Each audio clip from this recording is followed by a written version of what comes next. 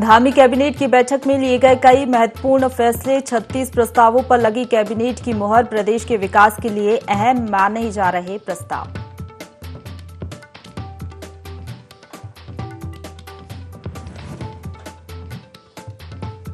राज्यपाल जनरल गुरमीत सिंह ने राजभवन में की कैबिनेट मंत्री सतपाल महाराज से मुलाकात। पर्यटन योजनाओं को लेकर की कैबिनेट मंत्री से चर्चा। अन्य भी कई विषयों पर की गई बात।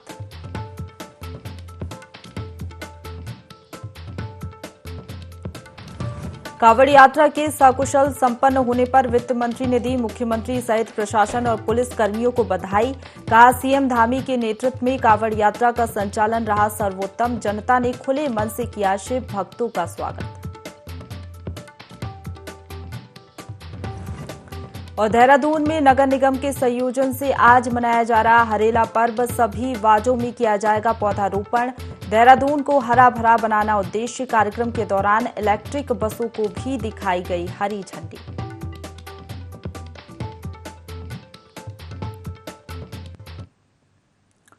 नमस्कार, देवभूमि लाइव में आप सभी का स्वागत है। आपके साथ मैं हूं प्रशंसा। बुलेटिन की शुरुआत करेंगे देहरादून की बड़ी खबर के साथ, जहां धामी कैबिनेट में महत्वपूर्ण फैसले लिए गए हैं।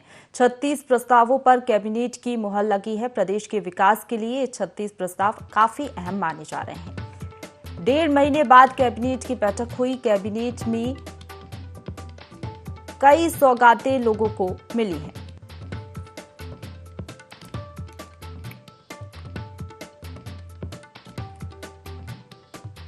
तो देहरादून से बड़ी खबर, धामी कैबिनेट में कई महत्वपूर्ण फैसले लिए गए हैं। 36 प्रस्तावों पर कैबिनेट की मुहर लगी। प्रदेश के विकास के लिए काफी अहम ये प्रस्ताव माने जा रहे हैं।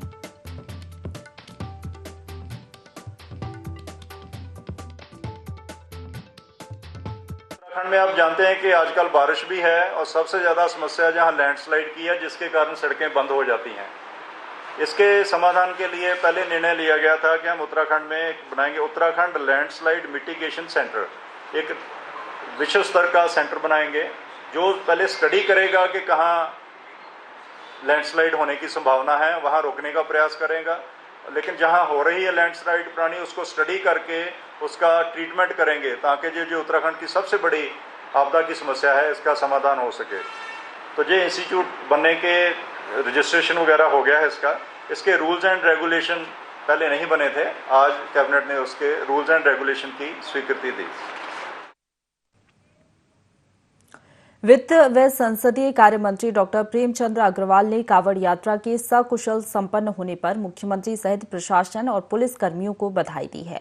डॉक्टर अग्रवाल ने कहा कि मुख्यमंत्री पुष्कर सिंह धामी के नेतृत्व में इस वर्ष कांवड़ यात्रा का संचालन सर्वोत्तम रहा। इसके साथ ही उन्होंने कहा कि पिछले 2 सालों से कोविड-19 के चलते सावन मास की कांवड़ यात्रा बाधित रही, लेकिन इस साल रिकॉर्ड संख्या में शिव भक्त पहुंचे। डॉक्टर अग्रवाल के मुताबिक इस बार करोड़ शिव भक्त यहां से गंगा जल कांवड़ में भरकर ले गए हैं। प्रदेश की प्रत्येक जनता का भी आभार व्यक्त करते हुए कहा कि प्रदेश की जनता ने खुले मन से कांवड़ लेकर आए शिव भक्तों का भव्य स्वागत किया है।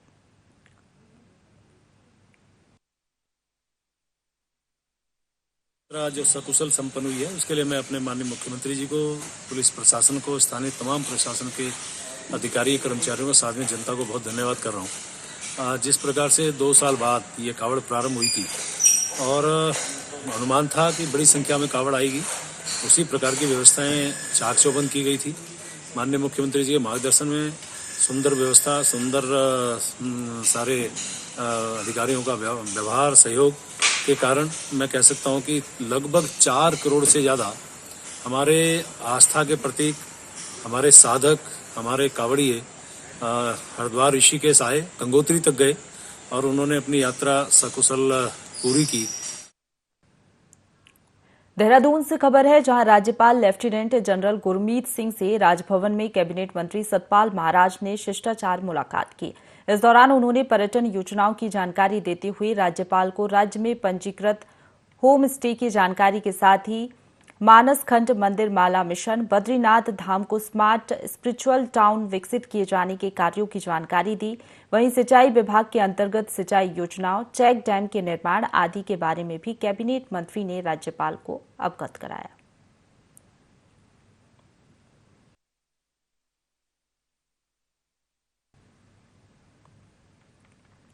विकासखंड लक्सर अंतर्गत ग्राम बसेड़ी खादर की ग्राम पंचायत विकास अधिकारी पर ग्रामीणों ने सरकारी धन को बंदरबांट करने का आरोप लगाया है। ग्रामीणों की माने तो गांव में पहले से ही दुरुस्त नालियों को ध्वस्त कराकर पुनर्निर्माण कराया जा रहा है, जिसे लेकर ग्रामीणों ने जमकर हंगामा किया। ग्रामीणों ने ग्राम पंचायत विकास अधिकारी पर आरोप लगाते हुए कहा कि ग्राम पंचायत विकास अधिकारी ने सही नाली को बेवजह तोड़वा दिया है, जबकि निरीक्षण करने गांव में आई ग्राम पंचायत विकास अधिकारी को गांव में जल भराव की समस्या को देखते हुए नाले के निर्माण के लिए कहा गया था।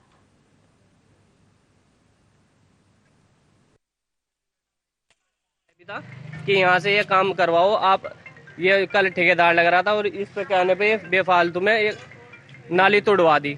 इस नाली को तोड़ने का कारण ये है कि ठेकेदार आवे, अपना पैसा बनावे और चले जावे। जो मेन चीज पुलिया हमारी, जो पानी की समस्या, वो कोई कर नहीं रहा।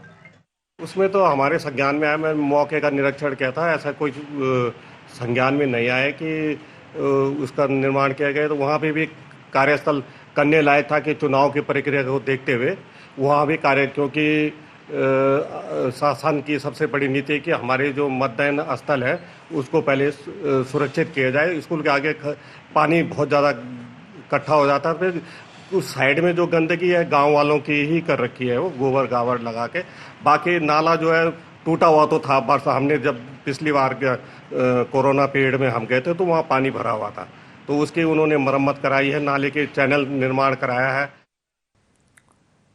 आज दुनिया भर में लगभग 6,900 भाषाओं का प्रयोग किया जाता है, लेकिन इन भाषाओं की जननी संस्कृत भाषा ही कहीं लुप्त हो चुकी है।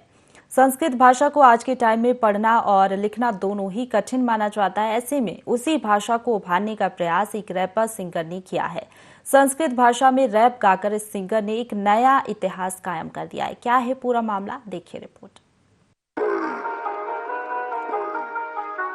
सुस्वागतम प्रिय दर्शका, उद्याने पक्षिणां कलरवा, मम कर्ण अमुन परिपक्व पूर्ण कलाकार नास्ति शत्रवा। सुस्वागतम प्रिय दर्शका, उद्याने पक्षिणां कलरवा। कहते हैं जिनके हौसले बुलंद हो वे अपने परिश्रम से जीवन की ऊंचाइयों को छूकर अपना लक्ष्य प्राप्त कर ही लेते हैं। जी हाँ, कुछ ऐसा ही किया है काशीपुर के एक होनहार युवक शगुन उर्फ श्लोक ने। उसने उस भाषा में रैप लिखा जिस भाषा को पढ़ने और लिखने में लोगों के पसीने छूट जाते हैं। यही नहीं, रैप सॉन्ग गाकर उसने इंडियन बुक ऑफ रिकॉर्ड्स में अपना नाम दर्ज करा लिया है और देश का गौरव बढ़ाया। मम कर्ण अमुन परिपक्व पूर्ण कलाकार नास्ति शत्रवा, रफ्तार कृष्ण मुँह फाड़े कर्म स्तैरे एमसी बंटाई सर्व किंचित न अस्ति मम लेखे अग्र संगीतकार नामे गंधर्व दृष्टवा इदं दृष्टवा। कम उम्र में अपने पिता को खो चुके श्लोक भारद्वाज को स्कूल जीवन में ही अपने परिवार के पालन पोषण की जिम्मेदारी उठानी पड़ी,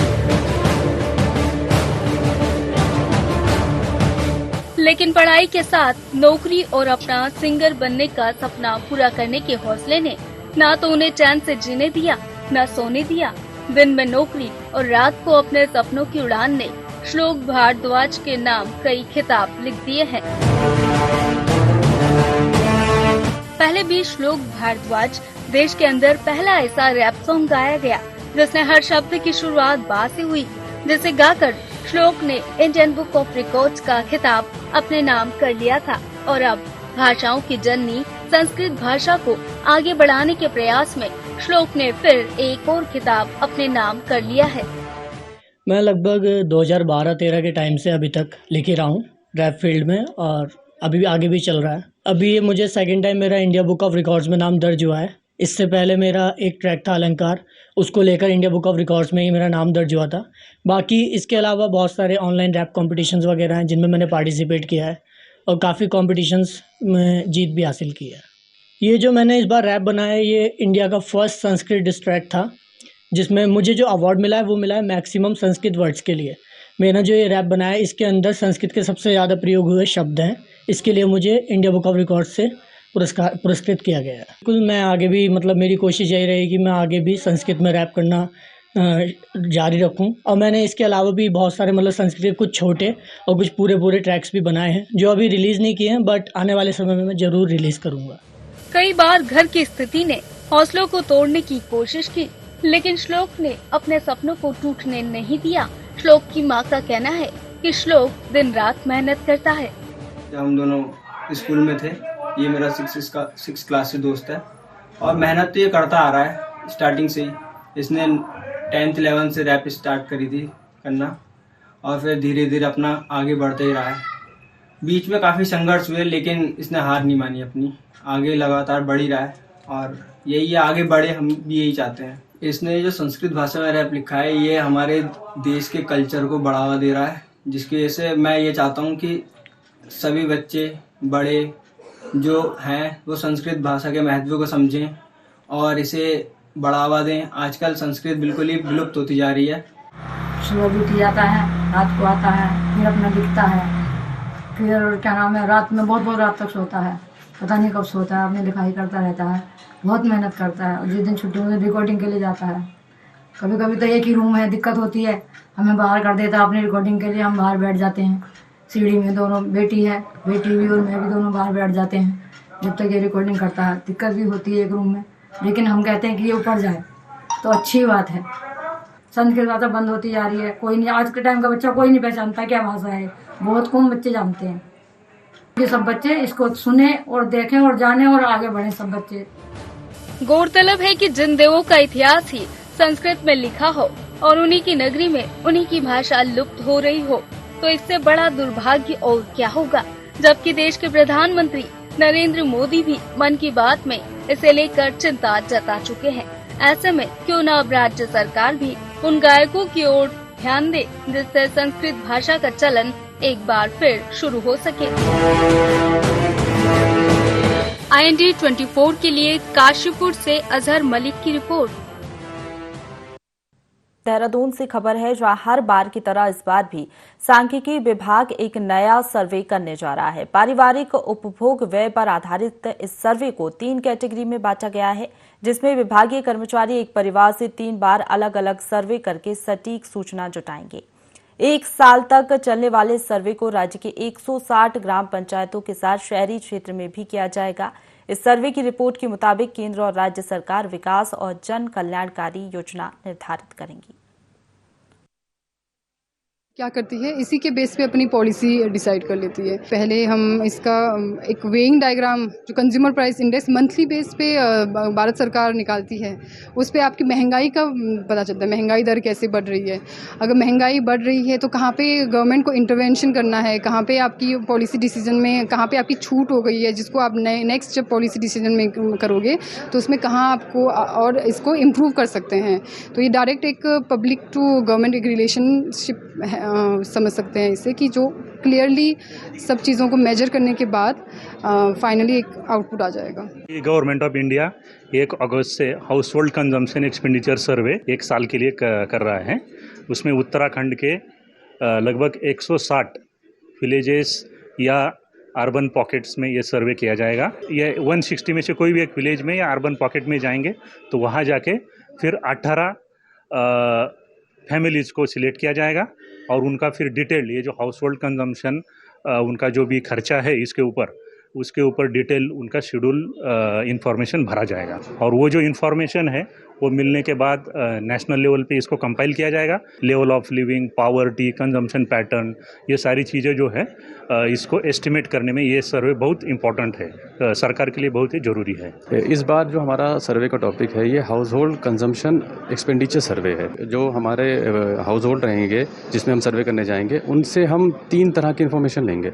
एक तो हम उनके फूड आइटम्स के जो भी खर्चे हो रहे हैं उस पर हम उनसे सर्वे की जानकारी लेंगे सर्वे के माध्यम से, और दूसरा हम उनके कंजम्पशन ऑफ सर्विसेज, और तीसरा हम उनका देखेंगे कि ड्यूरेबल आइटम्स जो वो यूज़ करते हैं, सपोज जैसे मोबाइल फ़ोन और फ्रिज है, घर के जो भी ड्यूरेबल आइटम्स हैं इन पे वो क्या खर्चा कर रहे हैं, इसका हम उनसे इन्फॉर्मेशन लेंगे। ये सर्वे हमारा 1 अगस्त से स्टार्ट हो रहा है और ये 31 जुलाई 2023 तक चलेगा पूरा।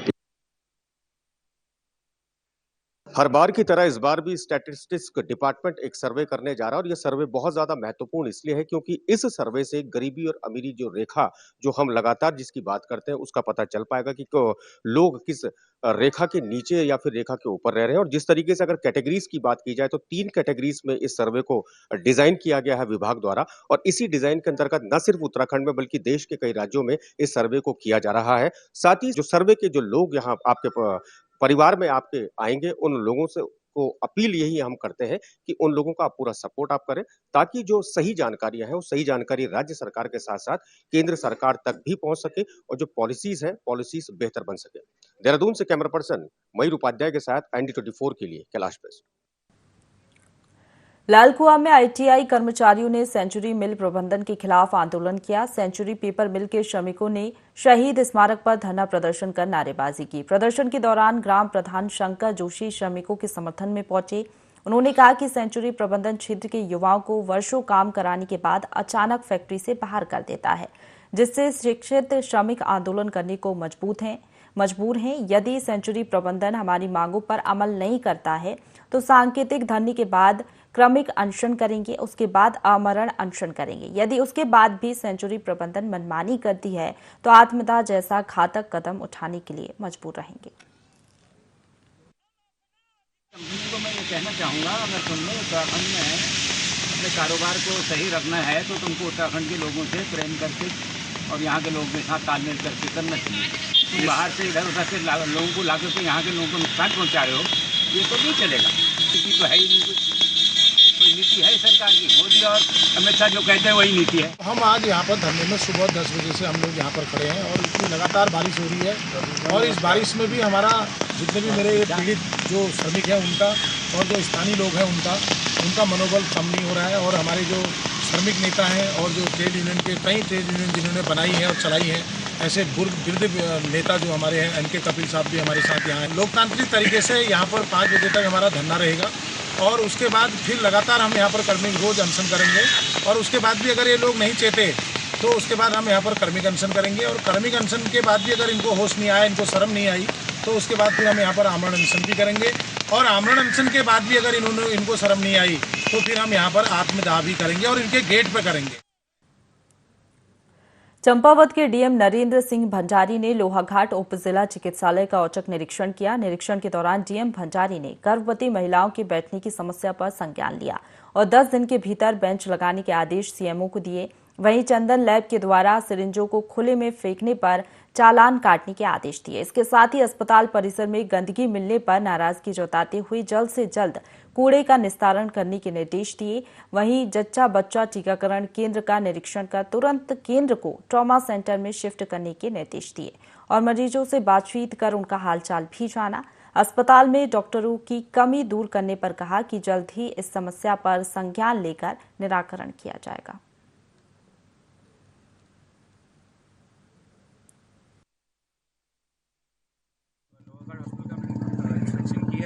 योजना की बैठक है, उसके साथ इंस्पेक्शन भी किया जा रहा है। यानी शीशा टेबल और जो इक्विपमेंट्स हैं और जो यहाँ पे शेड बनने हैं और जो हमारे यहाँ पे काफ़ी फुटफॉल है उनके लिए बेंचेस और जो भी बोर्ड्स बनने हैं डॉक्टर्स के लिए जो उनके कैबिन के बाहर लगने हैं। तो और जो हमारा महिला चिकित्सालय में वैक्सीनेशन चल रहा है वो यहाँ पे अभी ICU फंक्शनल नहीं है, तो उसकी बिल्डिंग में चल सकता है और नई बिल्डिंग बनी हुई है।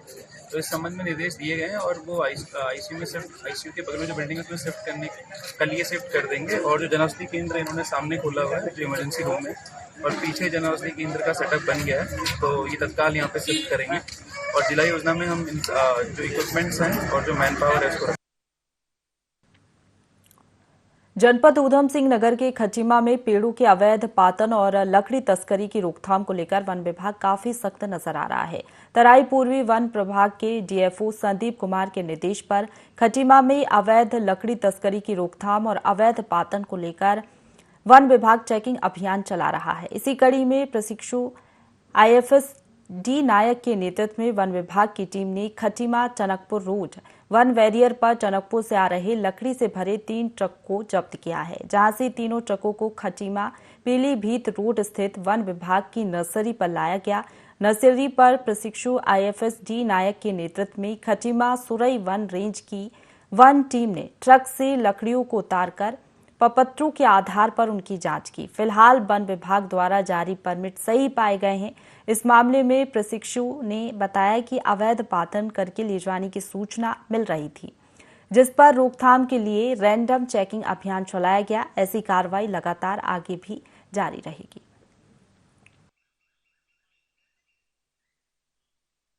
हमारे कार्रवाई चलता रहेगा ये, क्योंकि हमारे में हमको ये इन्फॉर्मेशन आ रहा था कि कहीं ऐसे अवैध पातन जा रहा है, तो इसको रोकने के लिए ऐसे रैंडम चेक्स किया जा रहा है ताकि ऐसे उनको भी लगे कि कोई भी ऐसे कर रहे अवैध पातन कर रहे, तो उनको भी थोड़ा डर लगे और बाकी हमारा भी सही सब तरीके से सही चले, तो इसी कारण। देहरादून से खबर है, जहां नगर निगम द्वारा आयोजित किया गया हरेला पर्व सीएम पुष्कर सिंह धामी कार्यक्रम में शामिल हुए, तो इलेक्ट्रिक बसों को सीएम ने हरी झंडी दिखाई। देहरादून के अलग अलग इलाकों के लिए बसों को रवाना किया गया है। सीएम धामी ने रेंजर्स ग्राउंड में पौधारोपण भी किया। महापौर और क्षेत्रीय विधायक खजान दास भी कार्यक्रम में उनके साथ मौजूद रहे। स्कूली छात्र भी कार्यक्रम में मौजूद रहे। देहरादून को हरित दून बनाने का संकल्प इस दौरान लिया गया।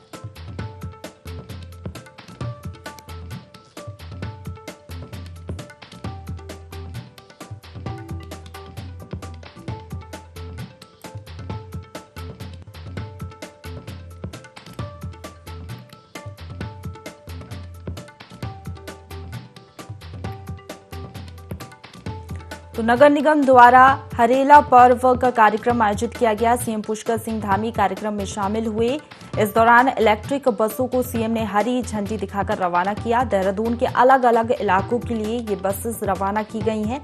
सीएम धामी ने रेंजर्स ग्राउंड में पौधारोपण भी इस दौरान किया। पौधारोपण कर पर्यावरण संरक्षण का संदेश सीएम धामी ने दिया। महापौर और क्षेत्रीय विधायक खजान दास भी कार्यक्रम में उनके साथ मौजूद रहे।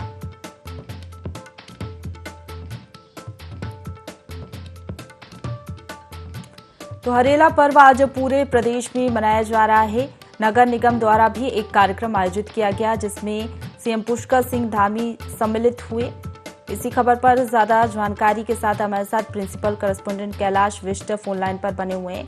कैलाश, हरेला पर्व एक नए संकल्प के साथ मनाया गया है। हरित दून बनाने का एक नया संकल्प लिया गया है, क्या जानकारी इसको लेकर? देखिए, बिल्कुल हरेला पर्व का जो त्योहार है उत्तराखंड में लगातार मनाया जा रहा है और आज भी इस पर्व को मनाया गया है। नगर निगम देहरादून द्वारा इस कार्यक्रम को आयोजित किया गया, जिसमें मुख्य अतिथि के तौर पर जो मुख्यमंत्री हैं वो यहाँ पर मौजूद रहे। और जब मुख्यमंत्री यहाँ पर पहुंचे तो सबसे पहले हरित क्रांति को बढ़ावा देने के लिए जो इलेक्ट्रिक बसें हैं उनको आज हरी झंडी दिखाई गई है यहाँ पर मुख्यमंत्री द्वारा। और देहरादून में अब जो अन्य जो बसें चलती हैं उनके अलावा जो सिटी बसों के रूप में अब जो इलेक्ट्रिक बसें हैं वो यहाँ पर चलती हुई दिखाई देंगी। तो कहीं ना कहीं एक बहुत बड़ा संदेश पर्यावरण संरक्षण को लेकर है। उसके बाद मुख्यमंत्री ने आज पौधारोपण भी यहाँ पर किया है और कई स्कूली छात्र छात्राएं यहाँ पर मौजूद इस कार्यक्रम में है, जिनको एक संदेश यहाँ पर मुख्यमंत्री द्वारा दिया गया है कि पर्यावरण संरक्षण की जिम्मेदारी सिर्फ सरकारों की नहीं बल्कि बच्चों की भी है, अभिभावकों की भी है। और यहाँ पर जो आने वाले जो बच्चे हैं, जो हमारी युवा पीढ़ी है, उनको ये समझना होगा कि पर्यावरण संरक्षण को लेकर गंभीर यहाँ पर बच्चों को होना होगा, क्योंकि अगर बच्चे ये तालीम लेते हैं पर्यावरण संरक्षण की तो जाहिर तौर पर जो आने वाला जो समय होगा, आने वाले समय में पर्यावरण हमारा और भी शुद्ध रहेगा, जिसको लेकर आज इस कार्यक्रम की शुरुआत की गई है।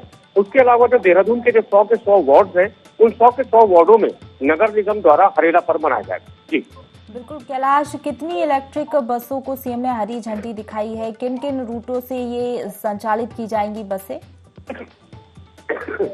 देखिए, आज 5 बसों को हरी झंडी दिखाई है मुख्यमंत्री पुष्कर सिंह धामी ने और मुख्यमंत्री खुद इस बस में बैठकर उन्होंने सफर किया और ये निरीक्षण किया कि किस तरीके से यहाँ पर ये बसें हैं, क्योंकि अगर इन बसों की बात की जाए तो हर सुविधा से लैस ये बसें हैं, एसी बसें ये हैं, सुरक्षित ये बसें हैं। तो मुख्यमंत्री ने खुद इस बस में बैठकर सफर किया। मेयर उनके साथ थे, प्रेमचंद अग्रवाल जो संसदीय कार्य मंत्री हैं वो उनके साथ मौजूद रहे, विधायक मौजूद रहे, जिला प्रशासन की टीम उनके साथ मौजूद रही।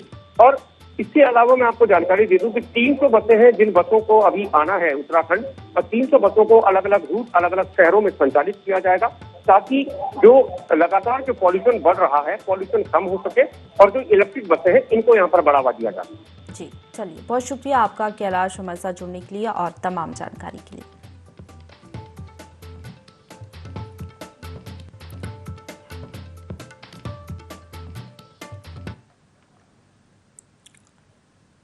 चंपावत जनपद के टनकपुर में 3 शावकों के साथ आबादी क्षेत्र के पास घूमती बाघिन का वीडियो सोशल मीडिया पर तेजी से वायरल हो रहा है। वीडियो में बाघिन अपने 3 शावकों के साथ रात के अंधेरे में आबादी क्षेत्र के पास घूमती दिखाई दे रही है।